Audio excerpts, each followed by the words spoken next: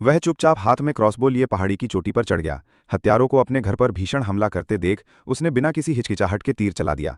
ये देख कर के वे अपने सामने मजबूत घर को नष्ट नहीं कर सकते, उसके साथी ने अपनी कार से पेट्रोल का एक बैरल निकाला और उसे आग लगाने ही वाला था कि लाओ हेई अचानक उसके पीछे आ गया, हाथ में क्रॉसबो लिए।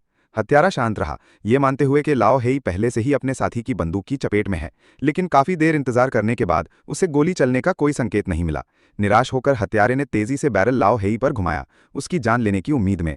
एक शक्तिशाली क्रूर लात ने हत्यारे को शक्तिहीन कर दिया। लाओ हेई जानना चाहता था कि उसे कौन मारने की कोशिश कर रहा है, लेकिन हत्यारा जिद्दी बना रहा और एक भी शब्द बोलने से इनकार कर दिया।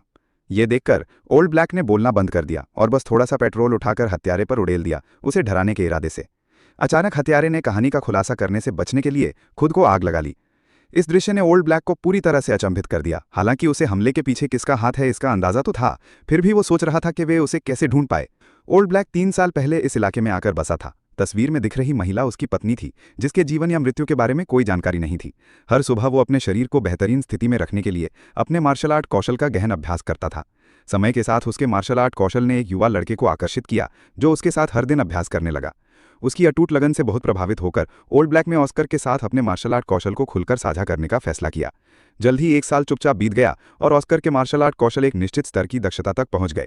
हेई ने उसकी असाधारण प्रतिभा का अनुमान नहीं किया था। एक दिन जब दोनों आपस में लड़ रहे थे, उन्हें बाहर अचानक इंजन की गर्जना सुनाई दी। ऑस्कर जांच करने गया और उसने एक खाली जगह में एक कार खड़ी देखी। वह लोगों के इरादों को समझ नहीं पाया, लेकिन अगले ही पल एक जाना पहचाना सा व्यक्ति बाहर निकला। वह उसका भाई हेक्स था। दोनों भाइयों ने सालों से एक दूसरे को नहीं देखा था। हेई हाल ही में हत्या के जुर्म में जेल से रिहा हुआ था। हालांकि जब उसने हेई को पास ही देखा तो उसके हाव भाव अचानक बदल गए।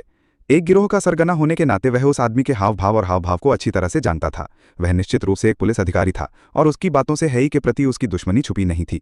हालांकि ऑस्कर ने जल्दी से समझाया कि ब्लैकी उसका मालिक है, हेक्स अभी भी सतर्क था। दोनों पक्षों के बीच टकराव से बचने के लिए ऑस्कर ने जल्दी से अपने भाई को दूर ले गया। अपने भाई के क्षितिज को व्यापक बनाने के लिए हेक्स उसे अपना पहला भूमिगत मुक्केबाजी मैच देखने ले गया।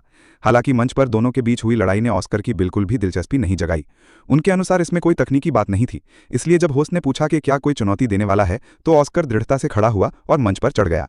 हेक्स बहुत घबराया हुआ था, उसे समझ नहीं आ रहा था कि उसके भाई को क्या हुआ है।